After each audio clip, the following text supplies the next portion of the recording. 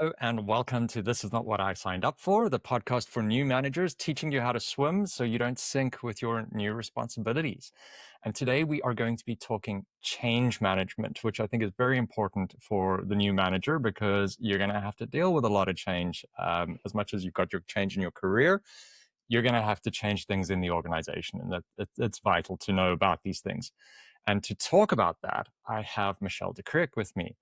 And Michele specializes in holistic transformation programs. She's a director of Uptime Consulting, and her focus is on driving people-first strategies, combining expertise in project change management, strategy, and leadership coaching to deliver impactful organizational outcomes with a strong commitment to innovation and excellence in change management. Now, I've known Michele for many, many years now. Strangely enough, we were actually in high school together. And perhaps said one or two words to each other the whole time, but ran into each other many, many years later in a business perspective, speaking about SAP environments and that side of things. So I'm very excited to have you on board today, Michele, and welcome. Thank you so much, Ross. Good to be here. Great. And you're all bundled up and warm, and I'm all t-shirt and cool. We're having this call between South Africa and Toronto in Canada, so a little bit different. So maybe the term icebreaker comes out a bit better there. So Michele, I asked the same question of all my guests. What is the worst piece of management advice you've ever received? Oh, good question, Ross. The worst piece of management advice I've ever received or perhaps heard is do it because I told you to. Yeah, I think no one buys into that, right? Because there isn't a clear why. And I Oh, guess when we look at change management, it's number one on the list. Why should I change? So for me, no one ever really responds really well to just because I told you to. yeah. Um, Ooh, the yeah. what, not the why. Exactly. Ah, well, that's a great lead in to your career and what we're going to be talking to today. So, change management for new managers. Now, I touch on the topic in my book. I've got in my upcoming release now, I've got a chapter on this. But, a chapter is one thing. This is an entire uh, industry profession, and there are books solely on it. So there's a lot to know in this space. So if you had to talk change management for a new manager, what exactly is change management from your side as someone who's a specialist in the field? Yeah, thanks, Ross. I think change management is really around moving people from an as is to a to be state, whatever that desired state is. And sometimes we find that state is really sitting in the tech space, so i.e. a SAP world, like you mentioned before. Or other times it's behavioral change that we want to see, cultural change. So we look at really the holistic part of change when we talk to leaders and how they're going to lead through that change, irrelevant of the type of change. And there's kind of science and art to it on how we deal with that as leaders. But what we really give them is tools and enablement on how to lead through change. Hmm. Now, speaking perhaps to your intro that you gave or your bad piece of advice, I'm going to hit you with a why now. Um, why is change management so important as opposed to I'm the manager, this is what I say, uh, make sure it's done this way? Why does change management come in as so important? So, Ross, I think the stats at the moment is something like 70% of ERP implementations fail due to lack of adoption. So, really, when we look at change management, what we're looking at is people behavior. And if people don't change or go along the journey with you, what is that going to cost your organization? Um, and so it's not about how much is change management going to cost in terms of investing in it as a practice, but rather how much is it going to cost you if you don't make use of it as a practice? I think that's the bigger question. Mm. And I've seen it so many times with new rollouts, things like that. I've worked in teams that we're kind of a startup within a startup, and we've got to roll out Mm. tools and implementations and things like that. And I have failed many times early in my career rolling things out. It's like, hey guys, we're using this now, and here's the procedure. Go. And But it never but really that's worked so well. but that's, it's actually way more popular than you think, Ross. You're not alone. I've Oh, seen no, many. I know. And I work in the yeah. cybersecurity space a lot as well, and it's just kind of like, here's the change, deal with it. There's the policy that says why we have to do it. Mm. And it's And not I even think really a why, it's a this is what we put in because SOC 2 says so or ISO says so. right, right. And those are some of the challenges we face as leaders. And then kind of a few months down the line, you wonder why nobody's really doing what you said we have to do because we had to do it, right? Yeah, yeah. And people find their little shortcuts and, oh, well, that's not the greatest way Mm. of doing it. And you just spiral away. Yeah. Um, so I think, on the surface and talking about this, it really does. I think that trap that we're talking about here is very much change management being almost like a checkbox exercise. Like, oh Mm. yeah, we've done the change. The change is Mm. in. Give me my KPIs, and Mm. I'm good. Mm. But it's really not that checkbox item. Like what you're talking about, that cultural change is kind of an ongoing thing. And your Mm. bio speaks about transformation.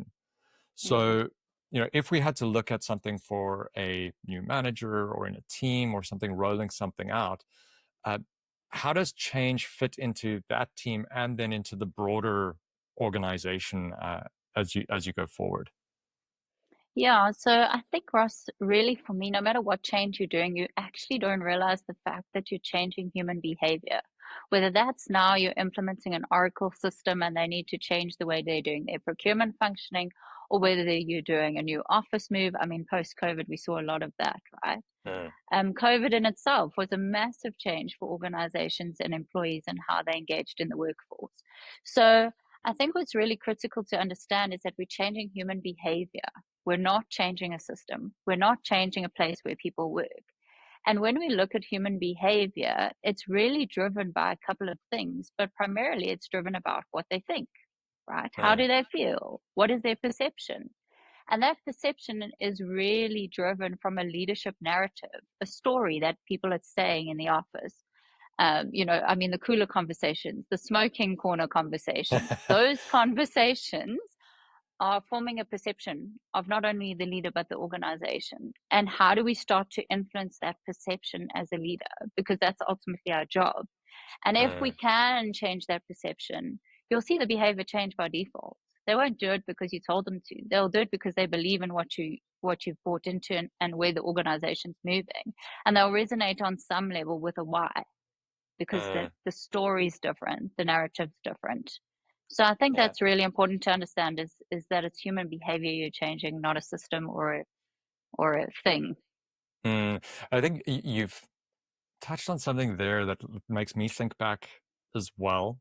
Um, and it's something I talk about and taking a little detour here is knowing the pulse of what people are thinking. You spoke about the smoking conversations and the water cooler conversations. I think as a new manager, and correct me if I'm wrong in change management here, like you really should be part of those conversations as well. I mean, it's very Mm. tempting as a new manager to be like, okay, well, now I'm in this position of power. It's my little ivory tower. I'm going to go sit in it and I'll control the organization or my space from where I sit and all of that. And I Yeah. don't think that works very well because you can alienate Mm. yourself very much. And you speak about that smoking conversations. I remember um, many years ago. Like, so for one, younger me was very much part of those smoking conversations, and I was a pack a day smoker in those spaces. Um, but even after I quit smoking, I used to go stay with the folks and have my coffee with the smokers because I would actually get what is happening in Mm. the broader team from it. And it was a very valuable little exercise. Yeah.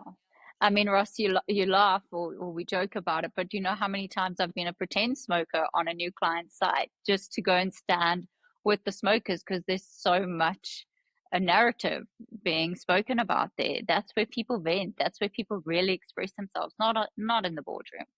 Oh, yeah, So for sure. so that's the stuff you need to gather. And we talk about this concept of often when we do SWOT analysis and things like that or any of those kind of tools, one of the things that leaders will be most proud of is their resilience, right? They're really resilient as leaders and teams. What are you proud of as a team? I'm really resilient. We've got through so much together. But the thing about resilience is it has an end date. Like you can only be resilient for so long, and then you start feeling a bit weary and hammered down a bit. And Mm. so when you come in as a new leader, if you sit, as you said, in your ivory tower there and watch, but you're a resilient leader, the thing is you can only be that resilient for so long. And so one of the concepts we talk about is moving from resilience to receptivity. And Mm. how do you get your feelers out there in the organization to start really hearing what it says? We've got five senses. We don't just have what our voice says. So how are we using all those senses to pick up in the information? Because the organization is actually giving it to us, but we're Mm. not listening. And so if we can move into more receptive leadership, like you said, go and stand at the coffee cooler, go and stand, I mean, the coffee station, go and stand at the water cooler, go and stand at the smoking section, because that's where the real stories are being told. Yeah, yeah, you'll get the pulse very quickly. Exactly. So, with this and a lot of what we've said here, as a new manager coming in, then say you have some change that you need to deal with. How does someone, as a new manager, start with change management? I mean, it's a very broad term. It's something they've heard, I'm sure, and they've probably experienced in some way, shape, or form as kind of the recipient of it. But what are some of the key things a new manager can do to start and to facilitate changes within their space? Yeah, so I think the first thing is really around. So when we talk change management, there's two prongs that I like to deal with. The one is leadership alignment, and the other is an engaged employee workforce. So in order to get engaged employees, we have to have leadership alignment. So if you're a new manager starting in an organization being tasked to execute on a change, number one, are you and your peers at that leadership layer aligned in terms of what this change is and why we're trying to achieve it from an organizational perspective? Once that's clear, how do you walk the walk, talk the talk as a leader? Um, very often leaders are like, yes, I'm the sponsor of this change, but don't get me involved in any of the detail. I don't want to know. Well, guess what? People are listening. The corridors are talking. So I think it's like, what are the ways that can enable you to start to mobilize that workforce? What platforms do you have in place? How frequently do you meet with the team? Can you articulate your why and solicit buy-in during those natural stand-up meetings? Can you address any of the concerns that your employees have? What are their fears? What is their resistance? I mean, we speak about resistance as if it's this big, scary thing. In my view, resistance is totally natural, and it means that there's Mm. still energy in the system, right? So all we've got to do is change that energy into the positive. But take, for example, anyone who's listening to this podcast, if you have a fight with your wife or your partner and they go mute, well, yes, there's resistance, but there's also no fight left, right? Yeah. So resistance is a really good thing. It means there's still energy. So it's about shifting that momentum. So be open and honest, be transparent. Let's deal with these resistances. Let's deal with these concerns. Let's deal with the fear, because I don't believe that anyone wakes up in the morning and goes, when Ross gives us this initiative, I'm going to resist. Like, that's not the thing, right? There's a reason why they're resisting. So get to the bottom of it as quickly as possible. Have those courageous conversations. Be uncomfortable. It's okay. Mm. Um, the other thing I think that's really landed well for us is leaders demonstrating a level of vulnerability.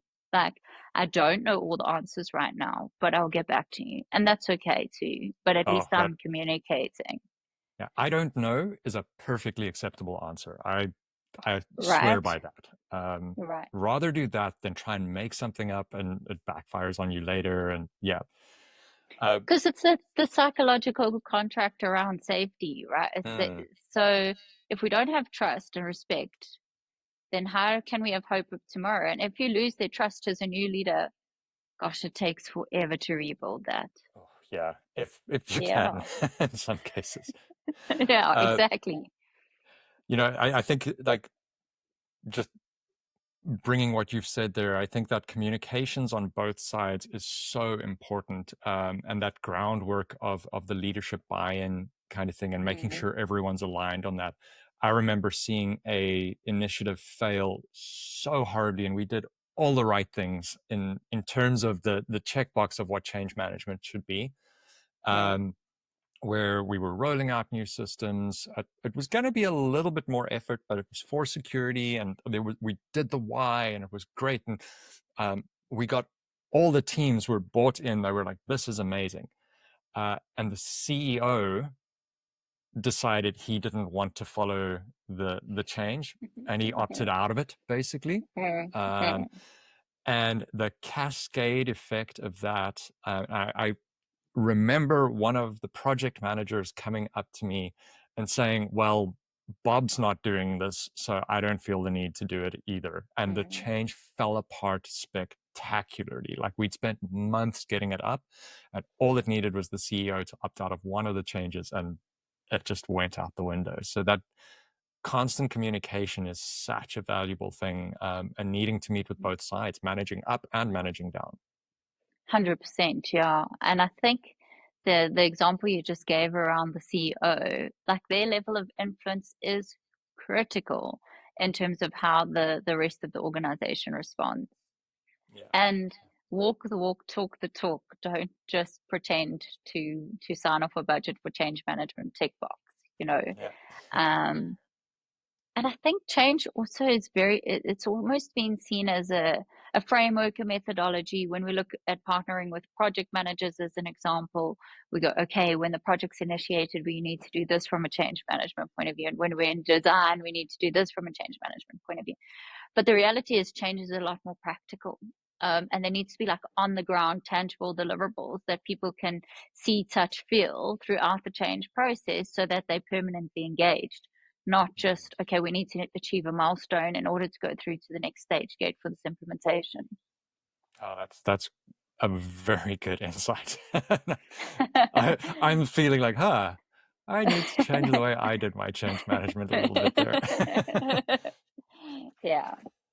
Cool. So, Michelle, we've spoken about like change management in you and your team and things like that, and a lot of the pointers around there. But when does it get to the point where you as a new manager can realize that, oh, this is a bigger change management task than we thought, or we need to get someone in to help us with this? Is there a trigger for that kind of size and scale of change management?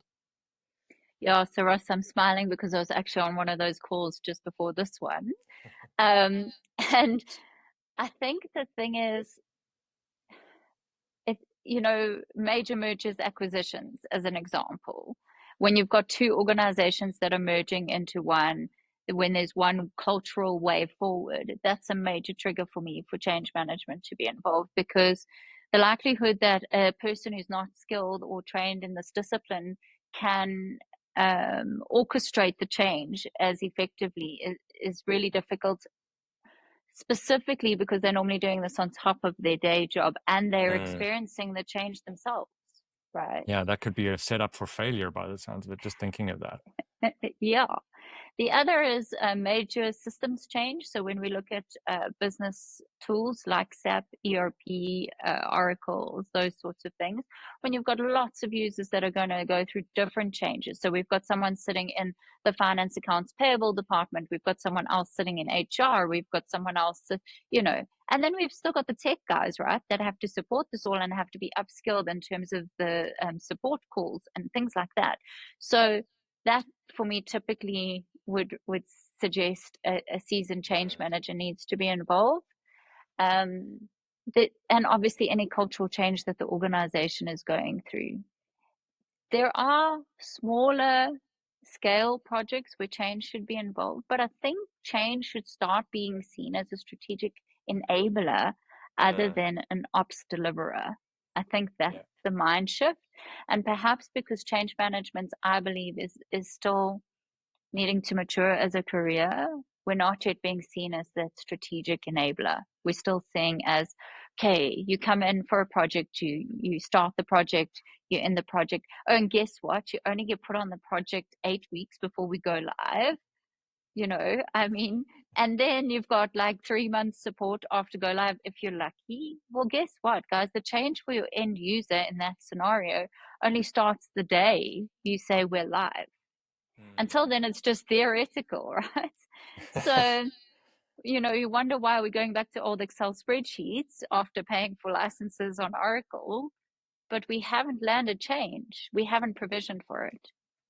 Yeah, that's very true. I think you're echoing what was said in an episode a couple of weeks ago on OKRs and KPIs and sort of being that more strategic route, and long term and things like that. And I think that that's very important. And I think there is a long term role to play in change because it does tie into everything. It ties into your culture and the Mm. way the organization operates in so many ways, and keeps operating going forward to hit those next milestones and what the organization wants to do strategically. And I think even more so at the moment, Ross, because we're seeing change. I think the saying goes something like change is inevitable, or can't even remember the saying, but the point is that we're seeing change happen so much more rapidly in today's world. It's not like we take 18 months to do an implementation anymore. And that's just the software. Now we're looking at ways of work, people returning to work. We're looking at AI and the introduction of that. If you look across an organization, as an example, my team could be looking after 47 initiatives, sitting in a central change management office, supporting these 47 initiatives. It's the same organization, but they all need help from a change management point of view. And your FD is implementing an Oracle implementation, and she's also the same person who's being impacted by the performance management tool that's being introduced. And she's also the same person who's being impacted by the new leadership training that HR is wanting them to do.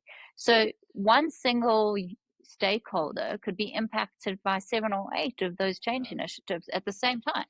I'm just hearing overwhelm right there. Right?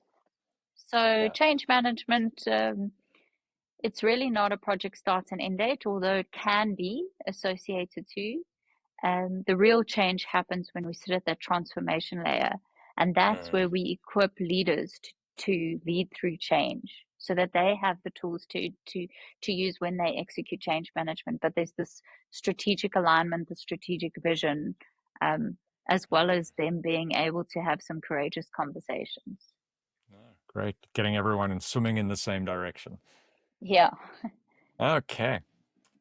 Michele, thank you so much for this. We're coming up on time. As we're wrapping up, what are some of the things you're up to at the moment? How can folks reach you if they want to find out more? Thanks, Ross. What are we up to at the moment? We're doing a lot of system implementations. We're doing a lot of culture transformations. And we're doing actually a lot of target operating model changes for organizations at the moment to ensure efficiencies. And yeah, if you want to reach me, it's Michele de Kreek, Michele at up-time.co.za. So Michele at uptime.co.za. Or you can obviously check out our website, up-time.co.za. Wonderful. And all of that will be in the show notes as well if you want to read up on that. Michele, thanks so much for joining us today. This has been great. I think this has changed some of my thoughts on how I will do some change management going forward. So thank you very much. And thank you to our listeners. Till next time, keep swimming. Thank you, Russ. Thank you for listening. If you liked what you heard, give our guests a follow and hit the subscribe button for plenty more content like this. I've got a book out covering the type of subjects you've just heard, available on my website, thisisnotwhatisiguedupfor.com, or over on Amazon. While you're at it, sign up for my newsletter or follow me on Instagram at @RossG_Saunders to get news about blog posts, e-courses, and new episodes as they're released. If you'd like to get me in to speak to your leadership teams or to coach some of your managers, reach out to me via the website or drop me a line over at LinkedIn. Till next time, keep swimming.